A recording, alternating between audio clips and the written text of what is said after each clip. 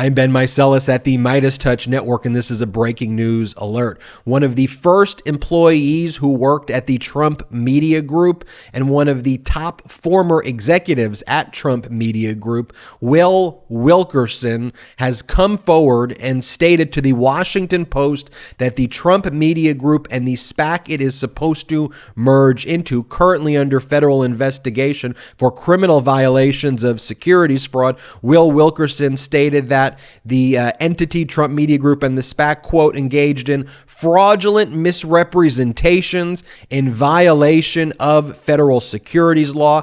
Will Wilkerson spoke with the Washington Post. Washington Post asked the Trump Media Group to respond to questions. They promptly fired Will Wilkerson this week, and Will Wilkerson has now made his confidential complaint, his whistleblower complaint that he submitted to the Securities and Exchange Commission back in August public. We now have a copy of it. We will put it up here on the screen for our YouTube viewers. You can see it. Tip, complaint, or referral. Confidential disclosure of Will Wilkerson. The complaint is a 9-page document detailing a log of communications and calls that took place that Will Wilkerson alleges and seems, based on my legal experience, to be violations of securities laws. And we also are learning a number of other strange and bizarre and unlawful and dangerous conduct that Donald Trump has engaged in using the Trump Media Company and the Truth Social backing that was supposed to merge into the Special Purpose Acquisition Company. But let's just take one step back, if you will. So the Trump Media Group, this media group was started sometime shortly after the insurrection. It was started by co-founders, someone named Andy Litinsky, someone named Wes Moss, and then a lawyer by the name, I think the name was Brandon Cohen, a former criminal defense lawyer who Donald Trump had pardoned. And so these individuals had, it's Bradford Cohen. These individuals had met. They pitched this idea to Trump, where Trump would become a 90% owner in this entity. Litinsky had previously worked with Will Wilkerson, so he brought Wilkerson in as basically the first employee of this entity. Remember, this was all being created right after the insurrection, within weeks after the insurrection. So they go out for funding, and as they're going out for funding, nobody wants to give them money. So they think about, maybe can they do this via a SPAC process, a special purpose acquisition company. And what a SPAC is a publicly traded holding company, sometimes referred to as a blank check company, that is not allowed to know its target prior to being formed, a target company, which is a private company that it intends to bring public. So this publicly traded shell company, and investors give this SPAC, this publicly traded shell company or blank check company, exactly what it sounds like, a blank check, to go out and then find private companies after the money is deposited into a trust account held by the Special Purpose Acquisition Company, and then they bring a private company public via a merger process, and then it kind of looks like an IPO where this private company ultimately becomes public. So one of the things that Litinsky, Moss, and Cohen tried to do is they tried reaching out to SPACs, and they met this person, Patrick Orlando, who was a Miami shady banker who had a SPAC called Benacier Capital Acquisitions, and Benacier Capital Acquisitions started before the idea of Trump Media Group was ever even created. But then as Trump Media Group and Benacier Capital Acquisitions had discussions, it became clear that Benacier did not have enough money to ultimately achieve the goal of Trump Media Group. So then a plan was hatched, according to what Will Wilkerson says, but his logs demonstrate this to be the case. And by the way, he was there at the time, so he was logging all of this in real time. So Patrick Orlando and Trump Media Group and Trump hatch this plan in violation of securities laws. It's alleged to create a new SPAC with they already have the target in mind, which would be the Trump Media Group, which is a big no-no in securities law. You can't know about the target before. So they create this new SPAC, Digital World Acquisition Companies, in September, raise approximately $300 million or so, and then they do the merger in October of 2021 with Truth Social, or announce rather the intention to merge with Truth Social in October of 2021. And that then skyrockets the value. But it was known months and months and months before, as early as mid 2021 to late 2021, that this merger was going to take place. And so you can't create a SPAC and then go out into the market and then merge with a company that you already had a deal with or that you already intended to merge with. That is a big violation of securities law. And here the timeline that was submitted in this complaint to the SEC filed by Will Wilkerson pretty much bears it out. And just so you know, the public policy behind that is that if you're going to the marketplace and saying you're a blank check company, you would have to make a series of disclosures to investors before you raise money about this company you intend to merge with. And the whole process of a SPAC is different from an IPO in that the SPAC is a blank check company that later merges with a private company, versus the detailed disclosures you have to make if you are an IPO beforehand, or if you were to know about the merger taking place beforehand, which you're not allowed to do. So what Will Wilkerson also details as well is the disorganization, the chaos, the lack of leadership, and as we always see here, the intrusion of Donald Trump trying to self-deal. So one of the things Will Wilkerson also lays out is that in or around March of 22, and he has email proof to back it up, Litinsky, remember Litinsky? Litinsky was one of the co-founders of the Trump Media Group, which was to merge with the Digital World Acquisition Company, got a phone call from Trump. And Wilkerson said, I was there. We were sitting at a restaurant together when Litinsky got this call. And Trump said to Litinsky, I'm going to need you to give your shares in Trump Media Group to Melania. You need to give your shares to Melania. And Litinsky thought that this was like a joke. Could this possibly be serious? But no, Trump was serious. Give your shares to Melania. And Litinsky responded and said, well, first off, I earned it. These are my shares. But also, if I give it as a gift, I'm going to incur massive tax liability, which I simply can't afford. And then Trump said, too bad, so sad, give it to Melania or you're out.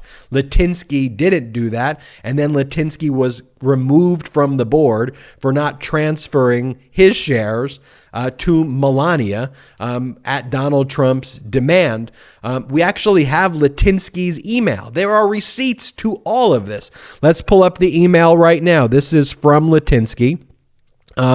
This is an email where Litinsky talks to the Trump Media Group about how Trump is now retaliating against me and I will be seeking counsel. He talks about how his removal from the board, that there was no meeting convened to do this and no proper protocol was followed. This is also a violation of our services agreement, as you are all aware. He keeps going on and basically says, I have earned the equity, and also gifting equity to Melania Trump would be a taxable event of which I can't afford to pay the taxes for. And then he goes on to explain President Trump over the past 2 months has repeatedly demanded that I give my Trump Media Group equity to Melania Trump, and I just can't do that. So he's removed from the board. Trump then puts his kids on the board, brings in Devin Nunes, who has no background whatsoever in managing a tech company or of any relationship to a tech company. He's paying Nunes about $750K a year with a possible step up to $1 million a year. Nunes starts bringing in all of his people. And meanwhile, what is happening to the Truth Social, the Digital World Acquisition stock in connection with the Trump Media Group's Truth Social? tanking. And so we have the stock that was once trading at $175 a share. As I always said from the beginning, from the day one, if you go back and look at the podcast I was doing, from the announcement of this thing in October, I said this seems like an unlawful SPAC, period. It has all the trademarks. And one of the reasons it had all the unlawful trademarks back then and why it was so obvious to me, what Trump Media Group was doing, Truth Social, it hadn't even existed. In my experience dealing with SPACs and in my profession as a lawyer, the reason I know a lot of this stuff too is I've dealt with SPACs before and I generally know how they work, and I've dealt with securities law issues before and as my background as a lawyer. And when SPACs merge, they merge into private companies that have a history, at least, of some revenue. They have a history of something that exists. So when a SPAC merges with a company that has no financials, no history of revenue, no EBITDA, no way to assess how it should be valued at, no valuation, you have to wonder, well, then how'd they even know to make that merger in the first place? There had to have been communications that predate it, and something has to be going on, because there can't be a good faith arm's length deal where a company doesn't even exist, or maybe just exists on paper, but has absolutely no revenue. So from day one, if you go back and look, I was saying this has got to be a pump and dump. And so what happened is right on the announcement, the stock price goes up. And who's being harmed by this? When the stock price is at $175 a share, who is being harmed by that? The retail investors are the ones being harmed by that, because all of these shares now that are out there are being dumped into the market. They're being bought by people who Trump is pumping and dumping it to, which are just retail investors, probably MAGA supporters and people who are seeing that the stock is increasing and they're putting their life savings into this. And then what happens? It goes from $175. Now it's at $18 a share. And the SPACs start off at $10 a share. And so my prediction is that this will eventually go from 18 down to 10 and probably less than $10 a share. But we will see what happens there. Just so you know about this Will Wilkerson guy, Wilkerson was the one who actually sent the very first post. He sent the first, they call it stupid things, they call it truth, and he was the one who actually clicked send. That's how intimately involved he was. He was with the founders, and so the fact that you've got Wilkerson right now saying that this is a fraudulent misrepresentations in violation of security laws, the fact that he's working with the SEC right now, the fact that we know there is a criminal investigation taking place, the fact that we know Trump is involved in threatening. Oh, by the way, I think I told you this. Litinsky was removed from the board. Litinsky was retaliated against. Wilkerson was retaliated against. Undoubtedly, they have additional claims and potential lawsuits against Donald Trump. And so all of this is spiraling. As I mentioned before, there's a criminal investigation in addition to a securities law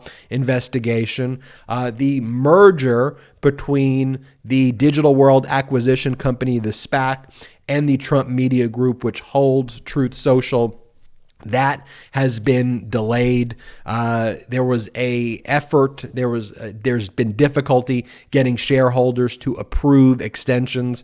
Digital World Acquisition Company and Trump Media Group got a brief extension of time to try to get some additional votes to try to get this merger to take place, but that seems fairly unlikely. And it seems here you can't get a better witness of crimes taking place than the actual first employee that you have, your former top executive. And now we have emails as well from the co-founder Litinsky of Trump Media Group accusing Trump of retaliating against him for not giving his shares to Melania. So this is a perfect epitome of what a horrible criminal businessman criminal Ponzi schemer that Donald Trump is and has been his entire career. There's a reason why everything he's touched has turned to total crap, bankrupted all of his businesses. Same way he approached leadership here in the United States, like the worst leader ever. And you combine here all of the elements of a Trump failed business, right? You have the criminality, you have the incompetence. We've previously reported that Truth Social didn't even get the trademark to the name Truth Social, and the Copyright and Trademark Office denied the name Truth Social, right? We're talking about one of the other pillars of a Trump failed enterprise. He doesn't pay his bills, right? That we've previously reported here that the hosting service of Truth Social hasn't been paid close to $2 million. Like the main vendor hasn't been paid hasn't been paid that amount of money. And then you have the $2 million.